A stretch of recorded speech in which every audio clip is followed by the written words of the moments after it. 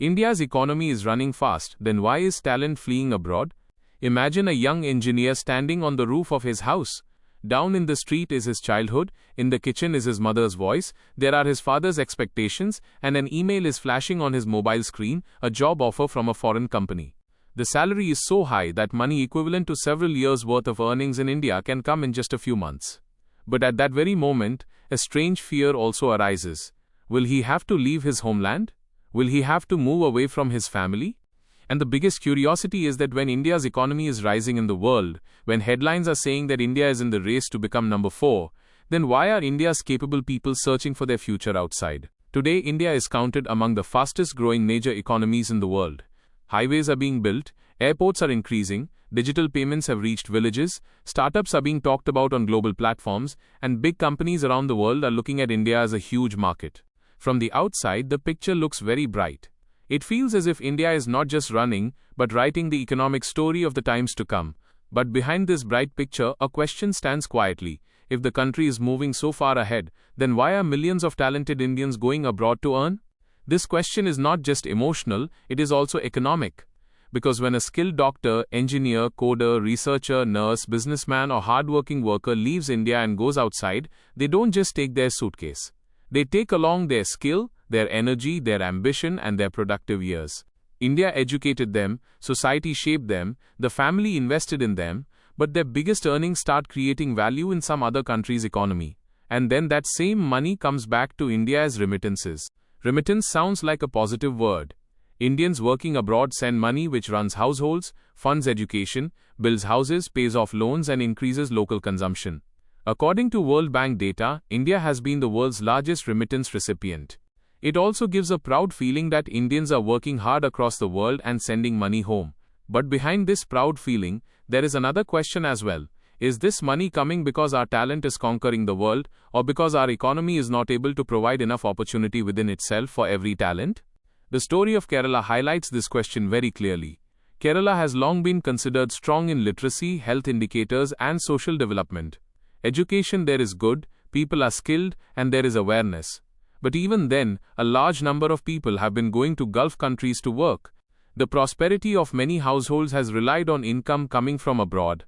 Good houses in villages, children's education, weddings, health expenses, and family lifestyle, the Gulf income has played a major role behind all of these.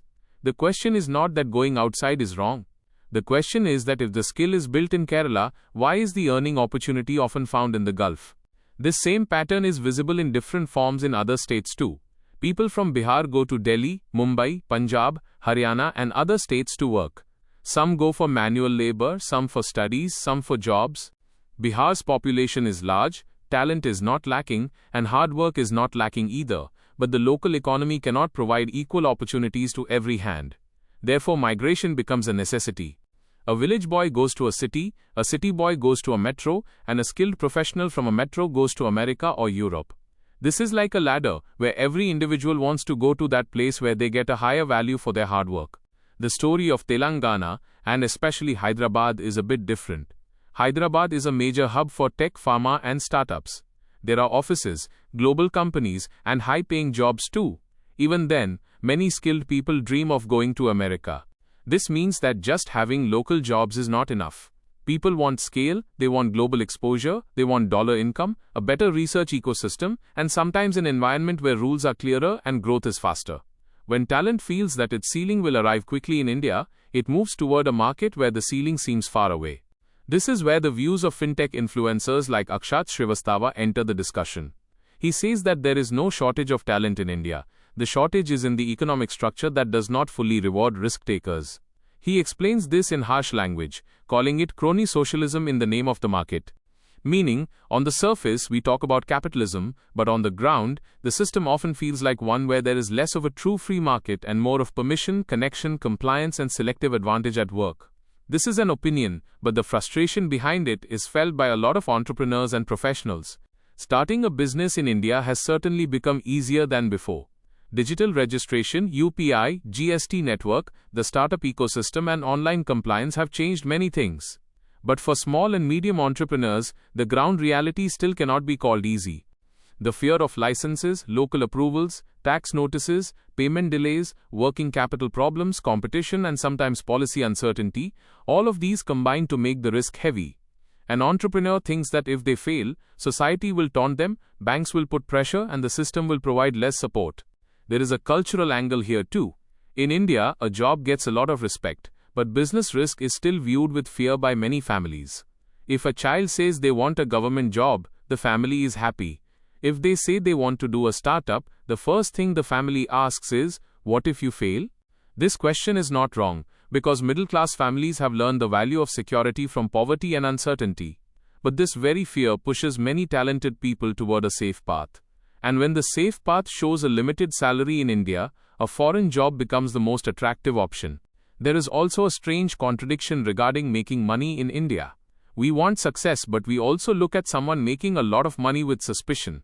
We praise entrepreneurs, but we often become uncomfortable the moment we hear the word profit. We say that youth should become job creators, but when someone opens a business, they have to battle paperwork, taxes, permissions, and social pressure. Until making money is linked with social respect and taking risks becomes a matter of honor, the most ambitious people will look toward countries where wealth creation is openly celebrated. India's economy is certainly large, but being large and creating high-income opportunities for every individual are two different things. A country's GDP can grow, but if the quality of jobs doesn't increase, if salaries don't become globally competitive, if high-value roles in research and innovation remain few, skilled people will go outside. The market in India is huge, but the per capita income is still much lower than in developed countries. This means that while the country overall can be big, individual earning opportunities can still seem limited in many sectors. This is the reason why an Indian coder, despite getting a good package in Bangalore, looks towards Silicon Valley. A doctor, despite getting respect in India, searches for better income and working conditions in the UK, US, or the Gulf. A nurse goes from Kerala to the Middle East. A student goes to Canada or Australia for a master's. There is not just greed behind them. Many times, behind them are education loans, family responsibilities, social mobility, and the compulsion to achieve financial stability quickly. They don't leave the country, they grab an opportunity. But this migration has another impact too.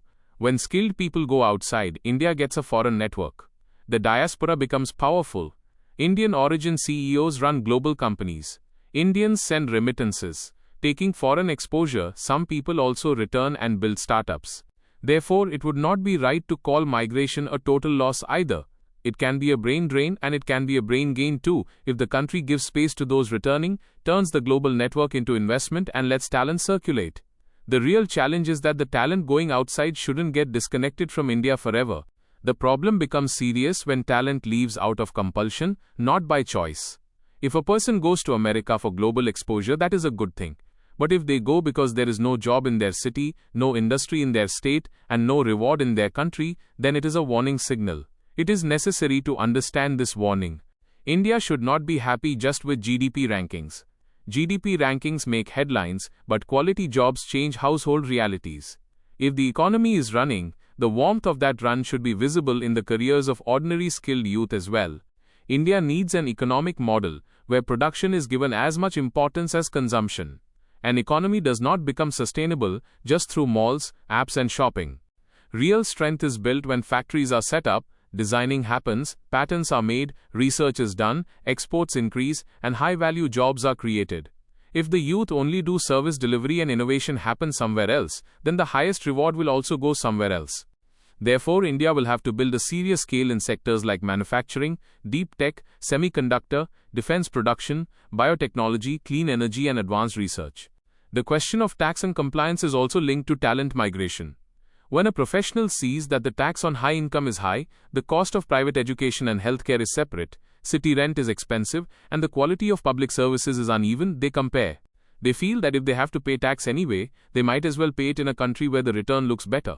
This perception is not always completely correct, but decisions are made based on perception. Therefore, it is not enough for the government to just collect tax. A visible value of that tax must also be seen. Promoting entrepreneurship does not just mean organizing startup events. It means not treating failure like a crime, not crushing small businesses with unnecessary compliance, ensuring payments are on time, strengthening contract enforcement, and reducing local corruption. If a young person wants to open a small factory, they should have the confidence that if they work honestly, the system will protect them. Today, even after having a business idea, many people say a job is better, there are too many hassles in business. This mindset has to be changed. The education system also needs to be linked to the economy. Every year, millions of graduates come out, but the industry says there is a skills mismatch. Students graduate with degrees, but practical exposure is low. Companies want a trained workforce, the youth want jobs, but a gap remains between the two. In this very gap, foreign education agents, overseas job dreams, and migration routes become strong. If India can give its youth global-level skills, a research environment, and local high-income jobs, many people will think twice before going outside. Another big factor is the dignity of work. In India, many jobs are considered menial. In sectors like skilled trades, manufacturing jobs, repair work, logistics, caregiving and hospitality, both dignity and salary remain low. Abroad, this same work is often available with better pay and respect. That is why people go. If India gives its blue-collar and grey-collar workers better wages, social security and respect too, the compulsion of migration can be reduced. Not every talent is a coder, not every ambition is an MBA, but every hard work should have a fair value. The opportunity before India today is huge. The China Plus One strategy, digital infrastructure, a young population, and the interest of global companies, all of these are in India's favor. But opportunity does not turn into prosperity on its own. For that, it requires policy clarity, infrastructure, trust, legal speed and execution. If India remains just a market, foreign companies will sell here and the profit will go outside. If India becomes a producer, an innovator, an exporter, then Indian talent can get big rewards right here. This story ultimately stops at a simple question. Does India want to see its capable people just standing in passport lines? Or does it want to give them world-class opportunities in their own city, their own state, and their own country? Because emotional slogans are not enough to retain talent. Talent stays where there is respect, income, growth, freedom, and a future. If these 5 things are found in India, people will not leave just out of compulsion. Even if they go outside, they will learn and return, invest, and make the country's economy even stronger. Today, India's economy is truly running. But the real victory of this race will happen when a youth from Bihar does not go to Delhi out of compulsion, a worker from Kerala does not depend only on Gulf income, an engineer from Hyderabad does not consider America as the final destination, and an entrepreneur from a small town does not see their dream being crushed by the local system. The day India rewards ambition instead of punishing it, respects wealth creation instead of looking at it with suspicion, and supports risk-takers instead of leaving them alone, that day the question of why capable people go outside will fade away. Because a country does not become great just through GDP. A country becomes great when its growth reflects in the lives of its people. When a mother, along with feeling proud of her son going abroad, does not have to bear the pain of distance. When a father does not say, "Son, there is nothing left here, go outside." When a young person feels that the highest value for my hard work can be found in my own soil. India's economy is certainly in the race for number 1, 2, 3, 4, but the real race is not of rankings, it is of opportunity. And the day India wins this race of opportunity, that day the world will not just say that India is a big economy, the world will say India knows how to value its talent. If this video has taught you something new, or if you feel this information should reach more people, don't forget to like and share the video. Your small share can become valuable and useful information for someone else. If you have any questions related to this topic, or if you would like to share your opinion with us, be sure to write in the comment box. We read every question and suggestion from you, because your feedback inspires us to create better content. And if you want to keep receiving such interesting and reliable information about business, the economy, and the world in the future, then don't forget to subscribe to our channel GRT Business and also press the bell icon so that you get notifications of every new video directly. At GRT Business, we always strive to provide you with accurate, balanced, and reliable information. Our news and analysis are prepared based on information obtained from various news agencies, public sources, and public opinion. We make every effort to verify and validate each fact as much as possible. But in case of any possible error or dispute, the responsibility lies with the respective sources. Our only aim is to present you with a correct and trustworthy perspective so that you can understand any topic better.